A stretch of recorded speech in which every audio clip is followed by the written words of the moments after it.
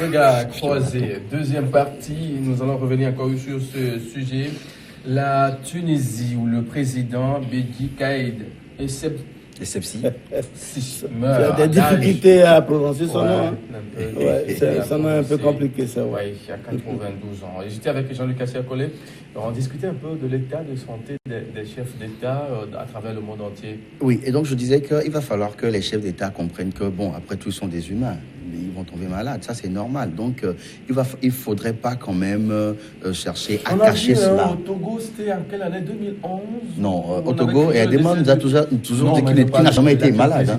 Ah, M. Fornion Singbe. On a crié que Faure était décédé, c'est fini. J'ai envie son cadavre. Oui, c'est vrai que ça a été dit. Dieu merci qu'il n'y avait pas vraiment WhatsApp en ce moment-là. Mais oui, mais attendez, est-ce que c'était pour raison de santé? Personne ne sait. Puisqu'il a disparu et puis après il a réapparu.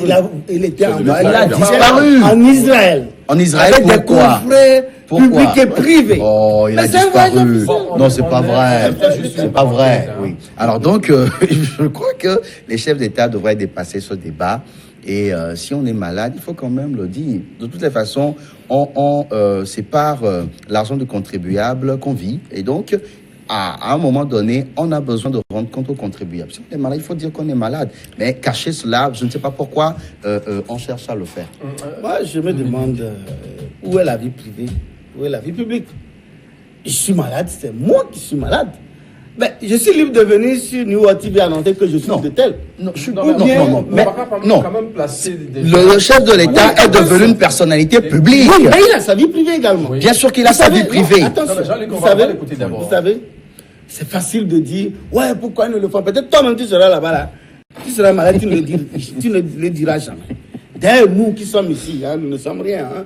Mais je ne suis pas sûr que si tu as une pathologie, tu viendras sur une chaîne de télé. Sa femme à la maison, c'est pas facile. C'est pas facile également. Et moi, je connais des gens, même ils font des analyses, ils cachent ça. Ni les enfants, ni la femme, ni personne ne sait. Donc, je dis, c'est de la nature de l'être humain lui-même. Et si d'autres veulent, par exemple, j'ai appris qu'il y a une femme qui a accouché en live, en direct sur Facebook. Il montrait les images, mais à peine l'enfant est né, l'enfant est mort.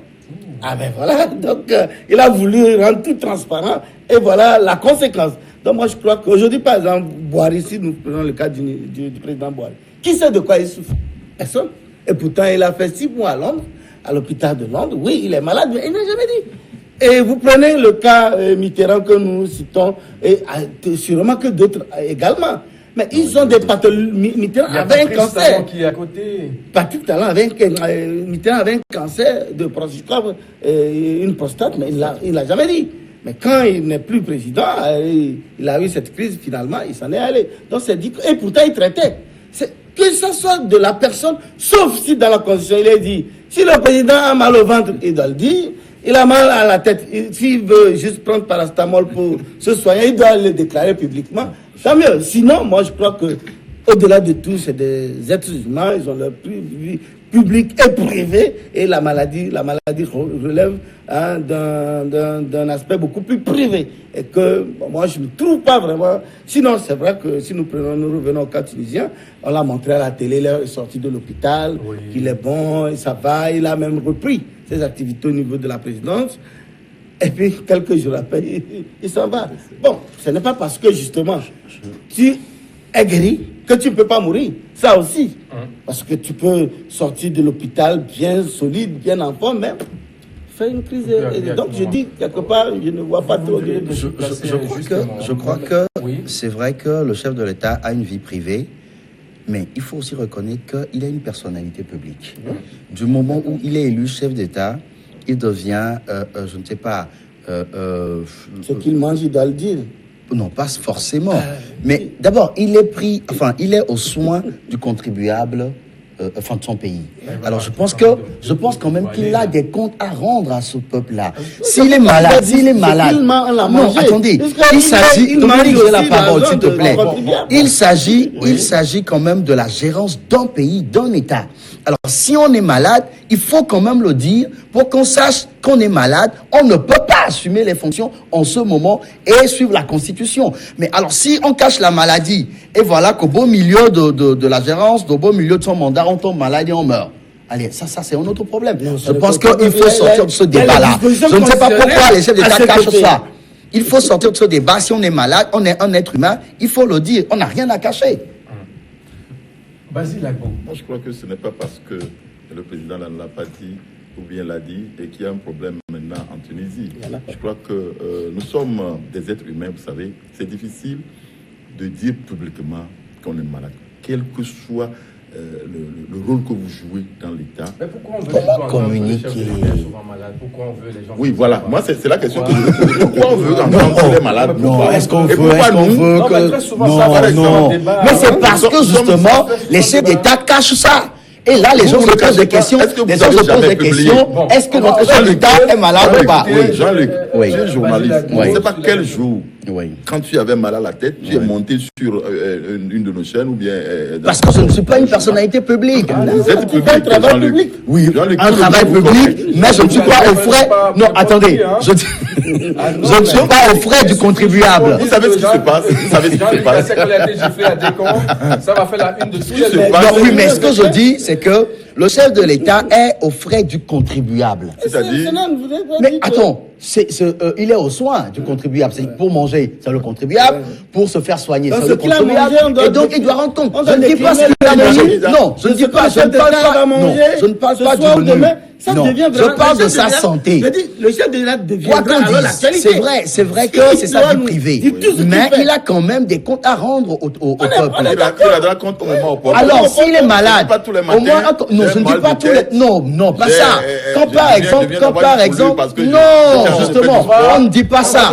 Mais quand il est par exemple malade et hospitalisé, il faut quand même que la présidence sorte un communiqué pour dire le chef de l'État. C'est de ça qu'on parle. Je ne dis pas que le chef de l'État doit venir pour dire j'ai mal au ventre, j'ai mal à la tête. Non, mais s'il est malade, qu'on le dise, qu'on le cache pas, c'est ce qu'on dit. Vous nous dites quelque chose sur la question et puis on passe au... Non, c'est cet engouement à chercher à savoir sur la santé du chef de l'État un peu partout. Non, comment souhaiter? Oui, c'est ça qui est un peu pernicieux. Non, comment souhaiter? Ok, donc c'est là où je dis, c'est vrai qu'il est supporté par le contribuable national, tel qu'il est chef de l'État, mais ce n'est pas pour ça que tous les jours on va s'enquérir de sa santé. Les gens ne veulent pas s'enquérir de son embonpoint, mais on veut s'enquérir de sa santé. Et c'est mesquin. C'est très dangereux. Donc c'est là pour la... C'est pourquoi je dis, on dirait que les gens se mettent... C'est là où c'est parce que qu'on cache cela que là suscite quelque chose. Parce qu'on l'a toujours caché. Il y a des chefs d'État qui nous ont toujours dit qu'ils n'ont jamais été malades. Le chef de l'État n'a jamais été malade. Ah, mais c'est des histoires. Mais après. Il a dit, effectivement, à l'époque. On le voyait à la télé. Et après, qu'est-ce qui s'est passé? Et quand il a été malade, il a dit, il est parti en Italie, il est revenu. On ne l'a jamais dit. On va passer au second sujet. Ça me rappelle quand les gens déclaraient en ce moment-là, je parlais bien sûr du président togolais. Et quand il revenait, il a marché de l'aéroport. Ah oui? Pour montrer qu'il n'était pas malade, qu'il n'a jamais été malade. Il y avait une journaliste qui a osé lui poser une question en ce moment, il s'agit bien sûr de Apolline Abaki qui a dit, mais monsieur le président, vous avez déclaré mort. Il dit, Dieu merci, je suis toujours vivant. Et on s'était dit, mais c'est ça. Même je voudrais même dire à l'époque, certains médias ont fait croire que c'est son sosie, ce n'est même pas lui-même. Même si le mec est revenu. Ce qui était beaucoup plus étonnant, parce que j'étais sur les lieux de reportage à ce moment, et marcher de l'aéroport jusqu'à l'OME, c'est pas facile, hein? Ah oui, mais il est essoufflé. C'est pour dire que ceux qui pensent qu'il est malade. Si un malade peut marcher, je crois que l'aéroport jusqu'à même en Israël, je crois que il revenait, il avait marché. Je pense que c'est le secret qu'on entoure autour de la chose. Non, il y a des gens qui sont naturellement mauvais. Bon, peut-être oui, mais la plupart des chefs d'État, c'est parce qu'on entoure un secret, on envoie un secret d'État, on ne peut pas en parler. C'est ce qui suscite cette curiosité. Avaient même fait des directs sur les radios pour dire non, qu'ils sont ensemble. Ah, d'accord. Qui le voient, ils sont ensemble. Vous parlez de la mort de qui? Mais les gens, le maire disaient non. Juste une parenthèse. Hein. En tout cas, on parle cette fois-ci du Niger. L'État nigérien condamné à verser 15 000 € à une télévision. Décidément, La presse n'est pas seulement, mais je le mets sous... Comme Jean-Luc a l'habitude de dire. Non, mais oui, comme tu le dis, c'est pas seulement au Togo. C'est pas seulement au Togo, ça se fait. Millions d'euros. On n'a jamais vu peut-être au Togo. Hein. Au Togo, on le fait d'une autre façon, c'est tout. Alors, je crois que le Niger a été un peu trop, l'État nigérien a été trop loin. En tant que journaliste, oui. quand vous avez eu l'information, qu'est-ce que ça vous a fait? Non, mais ça m'a choqué. Ça t'a choqué? Ça m'a choqué parce que je ne vois pas l'État venir fermer une radio parce que tout simplement on affirme que sur cette chaîne on a annoncé ou bien inciter les gens à sortir dans la rue pour se rebeller ou pour marcher, manifester contre l'État, et donc il faut aller fermer cette radio, cette télé. Je me dis, où est la liberté d'expression dans tout ça? Et donc c'est là où je dis que l'État nigérien a été trop loin. Et aujourd'hui, c'est normal qu'on puisse condamner l'État nigérien à payer ces 15 000 euros à cette chaîne. Et Dieu merci, beaucoup, au moins la justice au Niger sait quand même dire le droit. Non, moi je crois que quelque part, moi je suis solidaire avec nos confrères. Ça c'est normal parce que nous sommes dans une même corporation. C'est pas pour autant aussi, nous devons aussi cautionner parfois certaines dérives. Il y a des règles pour le métier. Et si une radio qui est censée donner les informations au public se permet de raconter des histoires, c'est pas dangereux. Vous n'êtes pas, bien sûr, enfreint à ces règles. Mais je dis de respecter. À la rédaction, tous les matins, conférence de rédaction. Mais conférence de rédaction, il faut nous ramener des informations crédibles et fiables. Pas question de me ramener des histoires dormies debout ou de s'en prendre aux gens. C'est d'ailleurs pourquoi Chronique de la semaine n'est pas, je crois, on a une fois... Plusieurs fois? Non, attends, plusieurs fois, c'est toi qui n'es pas la rédaction de Chronique. Nous avons une fois été... Maya parti avec un opérateur, je crois que c'est la société... Non, on ne donne pas le nom. Donc, il m'a assigné au tribunal, moi j'y étais, mais finalement c'est lui-même qui a fui, puisque mon information était vérifiée ici. Donc, je ne me suis pas plaint, mais quand même, nous devons toujours faire un effort pour éviter. Vous savez, moi, la dernière fois, quand j'étais à Kigali, je demandais, c'est où la radio 1000 collines? C'est quoi la radio 1000 collines? Et un Rwandais me dit... Pourquoi cette curiosité-là? Oui, parce que cette radio, on l'a pu d'abord annoncer, d'abord appeler les gens à massacrer les Hutus, à massacrer les Tutsis. Maintenant, l'autre m'expliquait qu'en réalité, cette radio 1000 collines était la réponse à une autre radio des rebelles du FPR installée en Ouganda, qui également appelait les Tutsis à se révolter contre les Hutus. Oh, ça, on ne le dit jamais. Ah, d'accord. On ne le dit jamais. Et celui qui m'a dit ça, c'est un journaliste Tutsi. Ce n'est même pas un journaliste Hutu. C'est un journaliste Tutsi qui m'a dit ça. Donc, c'est dit quelque part que nous devons, dans les deux camps, éviter ces genres d'appels et d'annonces, parce que nous devons plutôt être porteurs, vecteurs de paix, de cohésion. Nous ne pouvons que donner la bonne information. Mais on ne peut pas appeler les gens à aller se massacrer, à se tuer, à se faire ci, à se... Non, je crois que c'est pas justement une bonne information, là, de faire une... Mais la bonne information, c'est que il y a beaucoup, quand tu te réveilles, il y en a plein dans le monde. La mort du président tunisien, c'est une information. Et si tu es journaliste, tu dis non, qu'au fait, il n'est pas mort. Alors que tout le monde sait qu'il est mort. Ah, mais attends, il y a un problème. Donc nous devons rapporter la vraie information.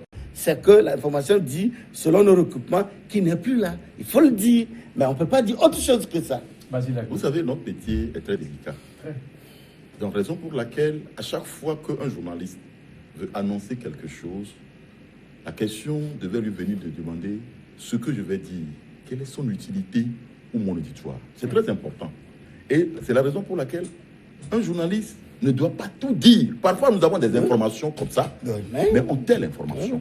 Parce qu'on se pose la première question, quelle sera la réaction du public face à l'information que je vais donner? Et donc, la raison pour laquelle ce qui s'est passé au Niger, par exemple, je crois que c'est une façon pour eux de tirer sur un peu la sonnette à la place. Ils avaient eu peur que l'information qu'on donnait pouvait bouleverser la vie dans le pays. Et donc, on ferme. Avant de se rendre compte que c'est un peu illégal, parce qu'aucune loi peut-être n'autorise à fermer cette radio-là à ce moment-là. Mais, devant le vif de ce que ça peut produire, l'État peut réagir rapidement. Nous avons eu des informations dans ce pays où une radio s'est levée un bon matin pendant qu'on faisait les élections pour dire qu'on a érigé des urnes, dans la maison d'un chef, alors que le chef là n'avait aucune urne là-bas. On l'a fermé parce que ça risque de provoquer des ça troubles. provoquait déjà parce que les gens convergeaient vers cette Donc maison. je me dis, à brûler cette maison pour rien. Donc, Oui. vous aurez la parole. Oui, donc je me dis, donc à chaque fois que nous annonçons, à chaque fois que nous parlons sur nos médias, il faudrait que nous réfléchissions par deux fois pour savoir l'effet que cela Surtout pourrait la avoir. radio et télé. C'est ça le plus important. Tout ce que nous disons, c'est vous allez récolter tout ce que vous avez dit là à des milliers de kilomètres, sans savoir que c'est parce que vous avez dit ça de telle façon et que la situation a dégénéré. Donc, quand Dominique parlait tout à l'heure de la radio Mille Collines, nous sommes tous au courant de ce que cette radio a provoqué en Rwanda. Et jusqu'à présent, les Rwandais sont en train de récolter cela. Et donc, je crois que c'est vrai que l'État a été condamné. Je préfère qu'on condamne l'État pour éviter une dérive, que la dérive se produise et que nous récoltons maintenant les trucs brûlés, etc., etc. Je préfère cela. Je préfère vraiment cela, qu'on condamne l'État. Et que, bon, mais il faut prévenir. Mieux vaut prévenir que guérir. Moi, je me dis, l'État nigérien, je ne le condamne pas aussi fermement, mais parce qu'il faut toujours prévenir, éviter le pire avant de réagir. Je crois qu'il ne faudrait pas quand même faire l'apologie de l'abus. Parce que l'État nigérien a quand même abusé de son autorité. Quand on constate, comme le dit le doyen, que sur le vif, on constate que cela peut susciter peut-être une rébellion ou ça peut susciter un danger et tout pour la nation, il faut peut-être fermer. Et juste pour quelque temps. Et là, on justifie que c'est parce qu'on a lancé un appel qui pourrait peut-être causer un danger pour le pays. On ferme la radio pour un temps, peut-être à titre punitif, préventif, voilà, contre cette radio et peut-être après maintenant les ramener à l'ordre. Et après réouvrir, parce qu'il y a un personnel quand même qui travaille là-bas, qui est là. On a vu l'exemple d'une chaîne ici, enfin plusieurs chaînes à Lomé ici. Et donc je pense que il faut penser aussi à ça, à ce personnel-là. Maintenant, on ferme parce que tout simplement, on dit, on a lancé un appel qui suscite rébellion et tout. Et là, maintenant, on laisse tout le monde sur le carreau. Et là, de l'autre côté, il y a ce que nous appelons la liberté d'expression. On a bafoué. Justement, quel doit être le traitement de l'info d'un journaliste en ces temps? Comme le dit mon doyen Basile, on a vu, quand l'information vient, à la veille des législatives du 20 décembre dernier, le traitement de certains journaux ici au Togo, quel doit être le comportement d'un journaliste qui se dit professionnel, aguerri, qui doit donner l'information qui ne souffre d'aucune ambiguïté? Non, je suis pas. Lui, à l'époque, il avait appelé au boycott. Il a dit sur votre plateau ici, il lui demande aux Togolais de boycotter ce scrutin. Voilà le travail qu'il avait fait à l'époque. Et je veux lui répondre. Non, mais répondez à ma question. D'accord. Oui. Alors, je pense que le journaliste est censé donner la vraie information. Justement, tout le monde parle de la vraie information, c'est la réalité. Ce qui se passe, les faits, ce qui s'est passé sur le terrain. Il faut le dire exactement. D'accord? Mais non, si par exemple tu es journaliste avec une tendance colorée, mais tu peux quand même, si la réalité est exacte, mais tu le dis, automatiquement, on te traite d'être pro ceci ou pro X ou pro Y, alors que tu n'as dit que la réalité. Je ne sais pas si tu comprends.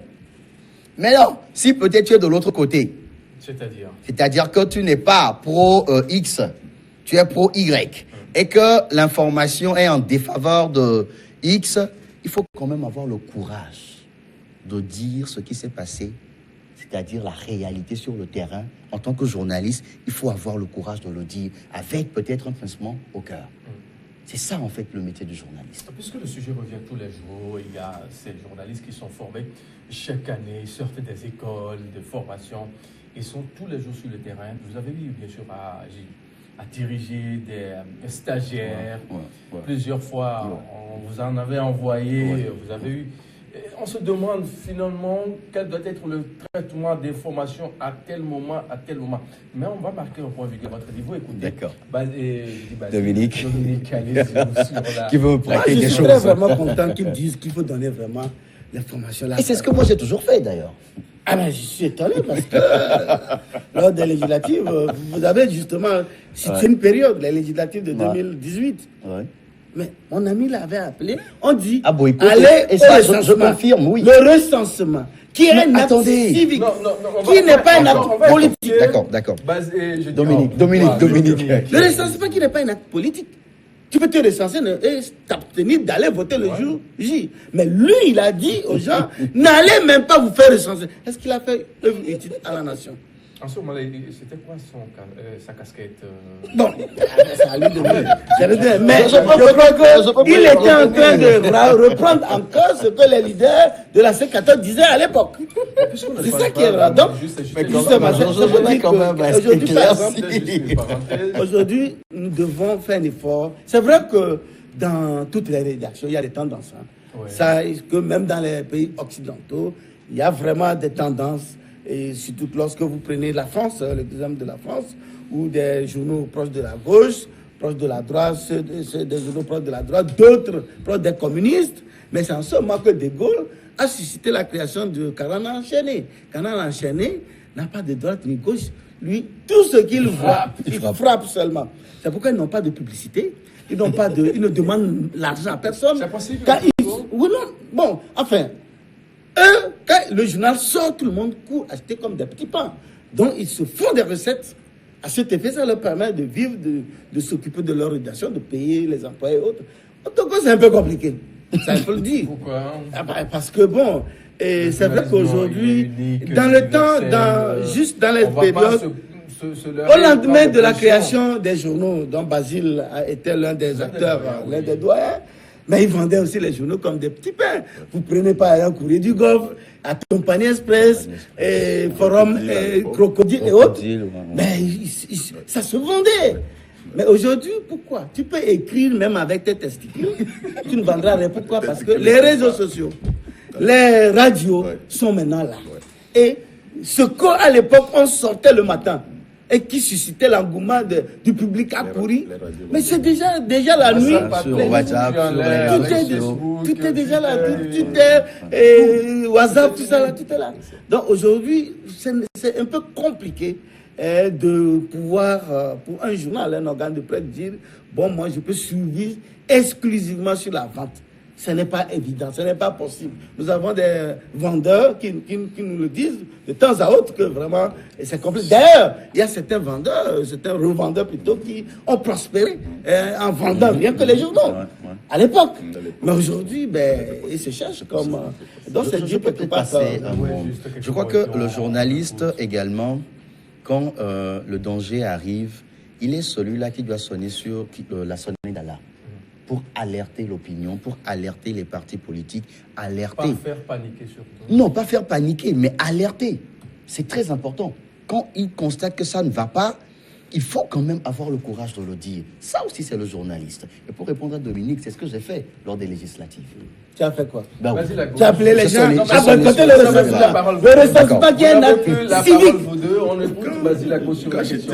Quand j'étais à la maison de la presse, quand je dirigeais la maison de la presse, j'organisais également des formations pour des jeunes. Pour des jeunes qui voudraient. Non, c'est le doyen.